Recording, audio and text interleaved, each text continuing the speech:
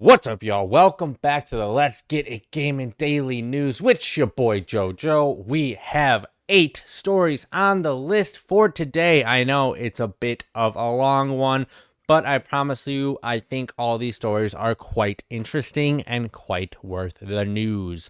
As you can see, I got a little new mic setup for this particular recording style. Main reason being, I realized in the last episode that I constantly play with my mic because I don't know what to do with my hands because I'm Akko Taco. So we are put this arm on and it seems to be working better. And we'll see how this goes. See how this works. We'll see how this works out.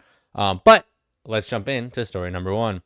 This comes from gamesindustry.biz. Ooh, new news outlet for y'all today. Amazon opens new studio in Bucharest. Ubisoft veteran Kristen,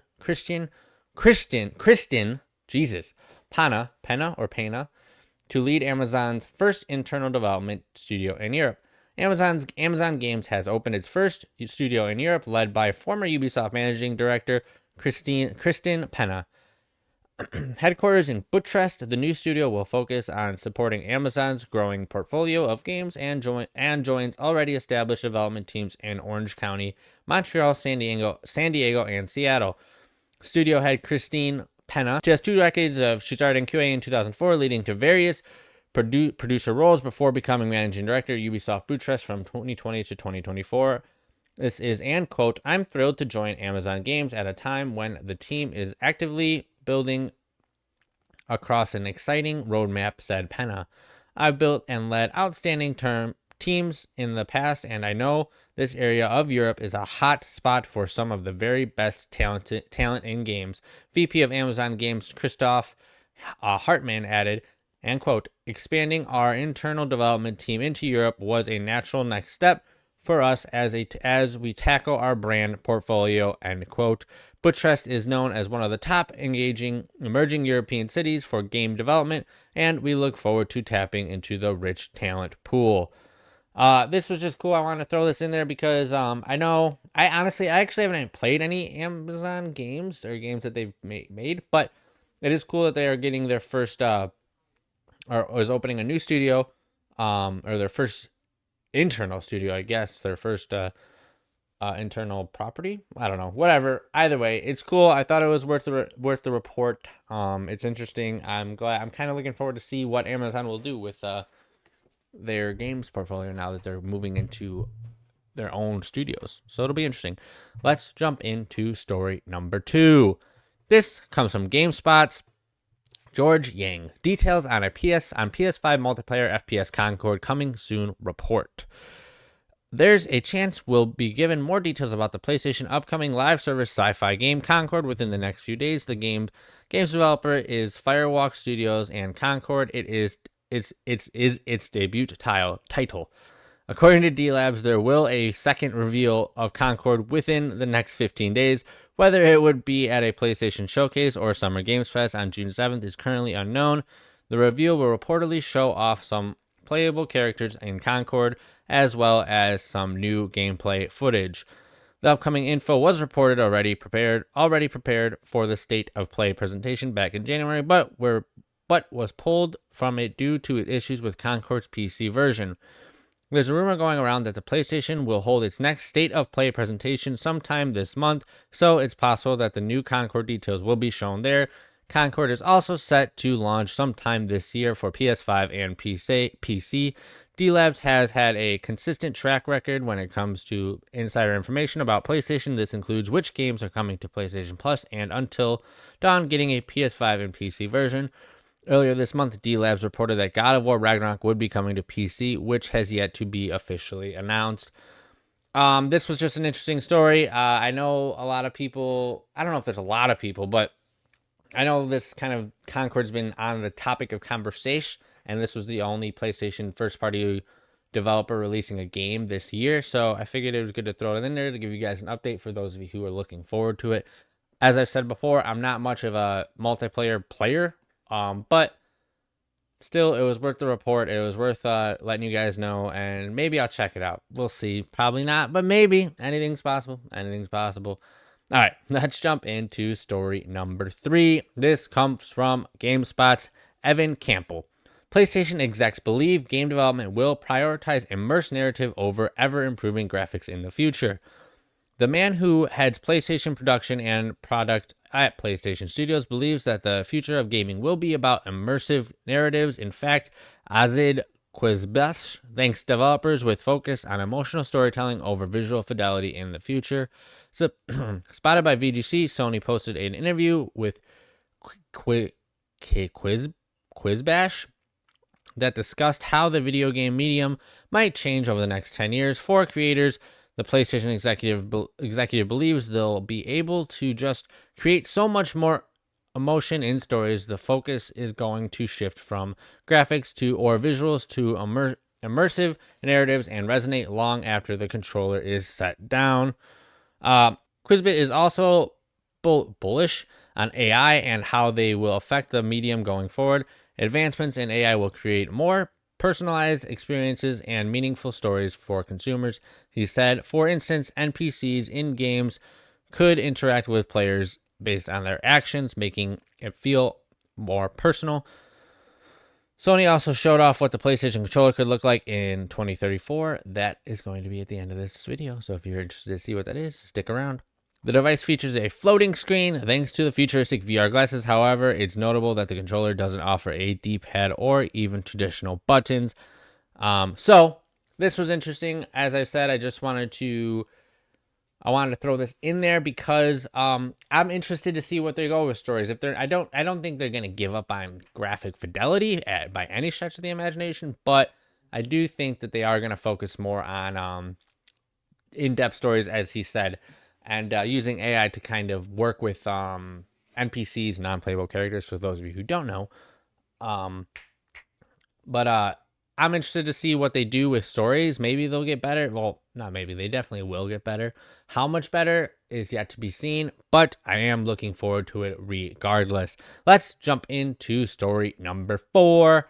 This is our topic of the topic of the day, title of the day, article of the day, whatever you want to call it.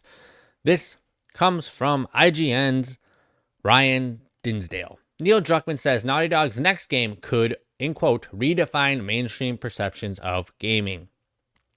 The Last of Us and Uncharted developer Naughty Dog's next game could redefine mainstream perceptions of gaming, according to studio head Neil Druckman. In an interview with Naughty Dog and PlayStation owner Sony, Druckman was asked to share his personal visions or dream projects that he hopes to see realized in the future. Having held co-directing and lead writing roles for both the Last of Us and Uncharted franchise, Druckman said he's worked on several dream projects already, but is still looking forward to the next one.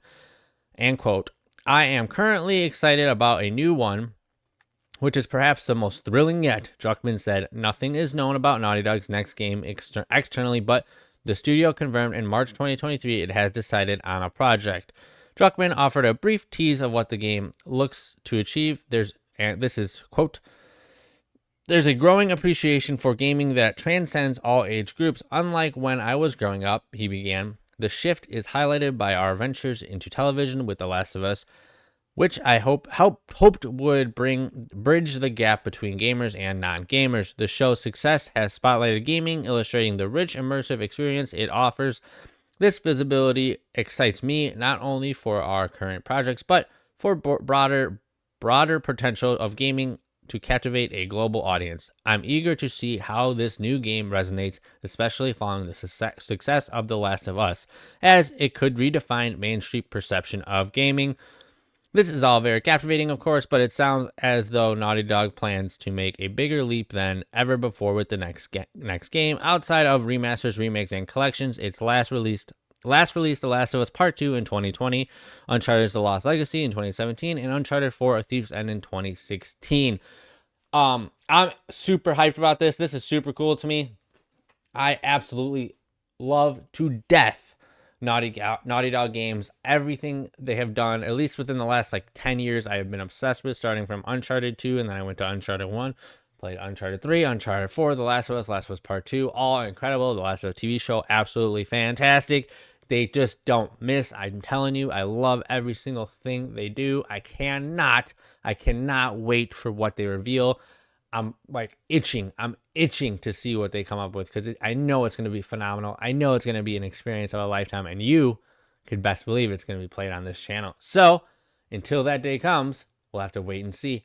But that will do it for this story. Let's jump into our story number 5.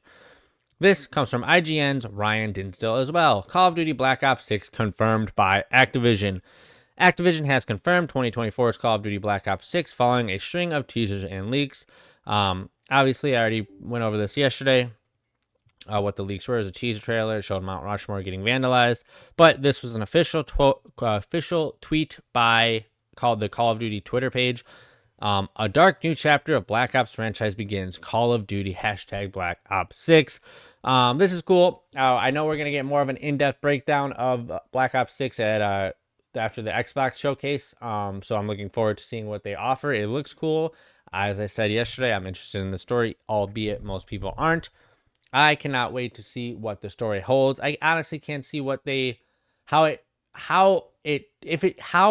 it changes with it being under Xbox now. And I'm also curious that it's coming to Game Pass, which makes me want to play this even more. And I also rumored that all the previous Call of Duties are going to come before the drop of this one, which I believe is scheduled for sometime in October. So that'll be cool. I can't wait to replay all the old Call of Duty games and enjoy those experiences. So yeah, this is just an interesting little story for y'all if you're hyped for the Call of Duty Black Ops 6. But with that being said, let's jump into our story number 6. This comes from Insider Gaming. In 1 year, Embracer laid off 4,500 employees and shut down 80 projects. From the opening weeks of 2023, the gaming industry was hit with a bout of turbulence that's still rippling through the global market today. Tens of thousands of industry workers found themselves out of a job. Age-old studios were shut down, and countless projects were canceled as developers, publishers, and other industry organizations floundered, panicked, and tried desperately to recoup losses and placate investors. Embracer Group, which ultimately became the boogeyman of the business, sat at the top of the table where these cuts and slashes were concerned. In recent financial update, it was revealed that in the last year, Embracer had more than 4,500 employees redundant and shut down 80 projects. The impact of it all.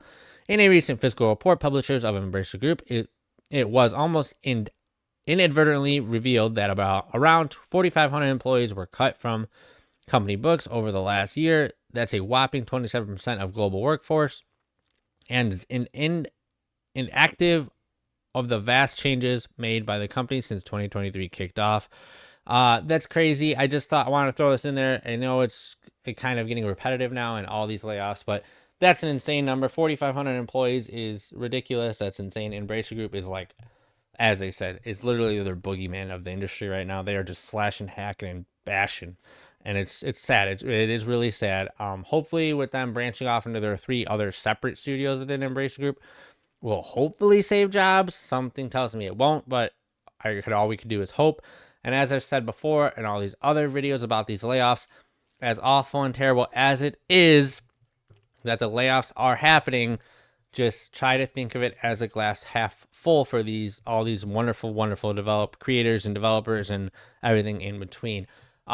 It gives them opportunities to hopefully reach out to other studios, do new experiences, build new games, create new endeavors, and network even better. So I hope every single person that has been affected by Embracer's crazy amount of layoffs and the overall layoffs of the gaming industry will find work in the future, because games aren't going anywhere, and I look forward to seeing what all these fantastic developers, creators, and everything in between will come up with next. With that, let's jump into story number 7. Yeah, story number 7. This comes from gamesindustry.biz. Sophie McEvoy as well. Report Sony planning mobile games platform. Sony seems to be building a mobile games platform for free-to-play games. This is according to a tech site TweakTown, which spotted job listing for a mobile platform architect. The job description says the company is seeking a software engineering to design a platform for developing, publishing, and operating free-to-play mobile games, which would involve connecting mobile games to PlayStation services. Sony currently doesn't have any mobile titles outside of Fate and Grand Order, a turn-based RPG published by Aniplex, a subsidiary of Sony Music Entertainment Japan. This is just, I want to throw this in there because I'm kind of interested. I'm not a big mobile gamer, but if you guys are big mobile gamers and you want to see some Sony games on mobile, or at least some more free-to-play Sony games on mobile, whatever that entails, this is kind of just something to put out there for you guys to look forward to. Maybe we'll get some interesting mobile adaptations of games in the future. So all I can do is say, let's hope, let's see what happens, and we'll find out. Maybe one day, or probably never, because this will probably just die off like VR does with Sony, but only time will tell. Now, let's jump into our fifth and final story. This is not really a story. This is super gimmicky. This is super cool. But for me, I love tech. I don't know. I haven't really talked about that much on any of my videos, but I really do love future tech. I'm obsessed with AI stuff. I'm obsessed with all this ChatGPT stuff. It's all crazy and mind-boggling to me. And I love seeing future concepts. CES is one of my favorite events that comes out every year. So this is a little bit of a story, a little bit of a video, but here's the article from IGN's Wesleyan Poole. What might a PlayStation controller look like 10 years from now? Sony has an idea. What will playing a video game look like in 10 years from now? Will video games be something we beam directly into our brains, or will we still be gaming in front of big television monitors or mobile, much as we are do today? In a new video, Sony has imagined what a PlayStation controller might look like 10 years from now, and it's something straight out of Star Trek. This is, and quote, Sony's creative entertainment vision. YouTube video shows a number of designs for futuristic devices, including a gaming controller. Now, while Sony makes a point of saying that the content in this video is not directly related to any existing Sony product, it's fun to imagine playing a video game with these. So I figured I would just watch this with y'all. It's interesting. I don't know. If you don't like it, that's fine. If you aren't interested in it, that's fine. But I like it. I think it's interesting. I think it's cool. I think it's gimmicky, and I love to see future concept, as I already said. And let's be honest, guys. I feel like if Sony or any major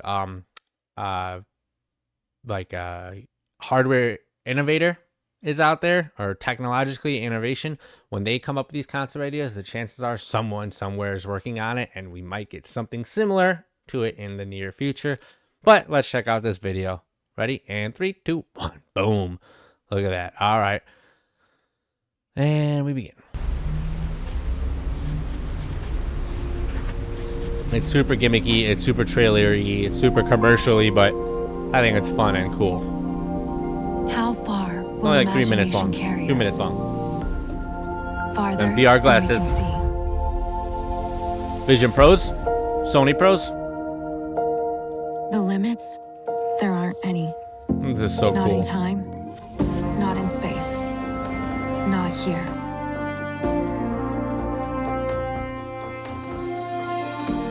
I hope this is someday comes true. Free as anything. Free to dream and create. Colors you can almost touch. God, that's so sick. Lights that dance in the dark. Sounds you can feel in your bones. Oh, that'd be weird. It's like magic. Real magic. It is magic, bro. It gets under your skin, stirs something deep. Look at that Iron Man table, bro. And just like that, new stories start to spill out. AR, let's go. Publish. Oh. Those stories, that fire inside us, it's catching. Look at that it's phone. That looks so weird. That's the controller. The That's fucking wild into looking. Realms untrodden, unimagined, beyond the edges of our little worlds. Ignition. Into places no one's dreamed of yet. We're linking arms with every story out there, making them deeper, richer. Something you can feel. This would be sick. They call it Kondo. That feeling. Kondo. It's that drum in your chest.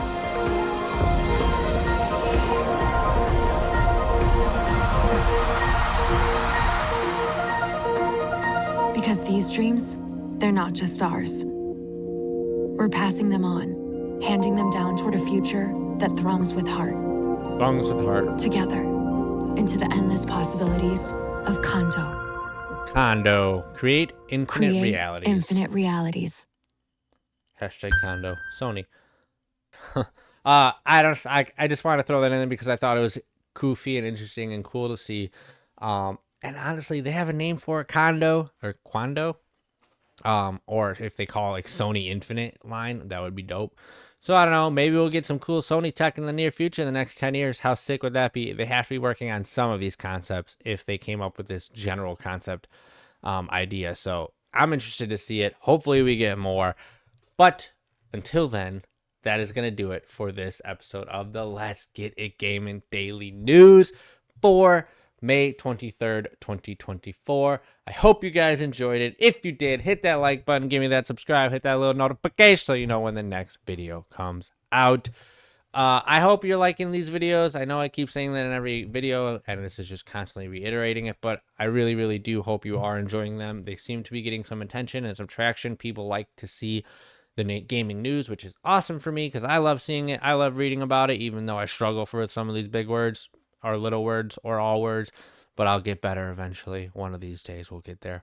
But I hope you'd enjoy it. That is going to do it for this one. I appreciate you. I love you and I respect you, and I'll catch y'all in the next one, and keep on gaming. Peace.